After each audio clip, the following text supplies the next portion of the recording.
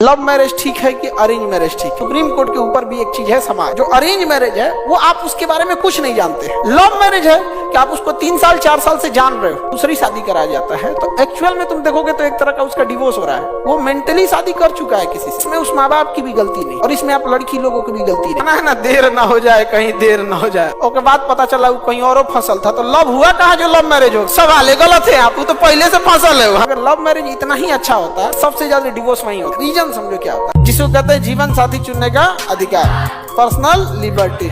Personal liberty ये बड़ा famous मामला था, लेकिन ये मामले ने ये दिखाया कि भारत में समाज के सुप्रीम कोर्ट के ऊपर भी एक चीज है समाज। सुप्रीम कोर्ट का फैसला भले आ गया बट समाज उसको जल्दी एक्सेप्ट नहीं करता। हालांकि जीवन साथी का अधिकार आर्टिकल 21 में है, प्राण एवं दैहिक स्वतंत्रता, ये बहुत जरूरी अधिकार है।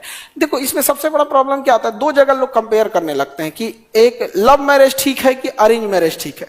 तो सबसे बड़ा चीज क्या है ना कि यहाँ पे आप कंपेयर ही गलत करते हैं। अगर आप ही से कोई पूछ दे कि बीएससी किया हुआ व्यक्ति ज्यादा पढ़ा लिखा होगा कि मैट्रिक किया हुआ, हाँ बीएससी, एग्जैक्ट यही है लव मैरिज ठीक है कि अरेंज मैरिज।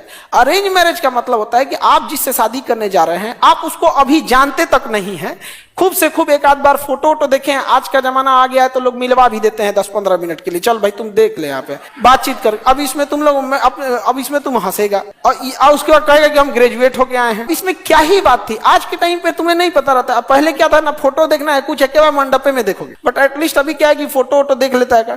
तो जो अरेंज मैरिज है वो आप उसके बारे में कुछ नहीं जानते हैं। लव मैरिज है कि आप उसको 3 साल 4 साल से जान रहे हो, समझा गया कि नहीं आ गया। आप उसके पॉजिटिव निगेटिव, क्या खाने में पसंद है, क्या रूटीन है, सब चीज जान रहे होते। तो आप किससे तुलना करा रहे हो?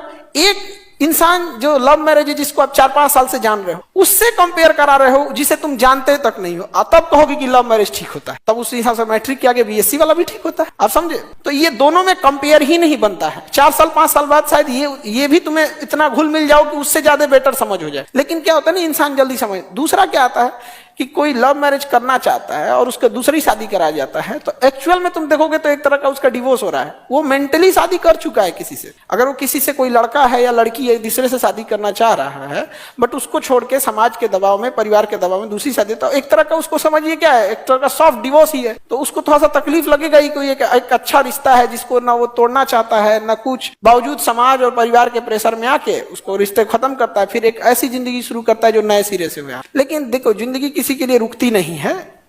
हम लोग दुनिया की कोई भी तकलीफ हो वक्त के साथ जीना इंसान सीख लेता है, धीरे धीरे चीजें सेटल हो जाती है। समझा रहा है कि नहीं?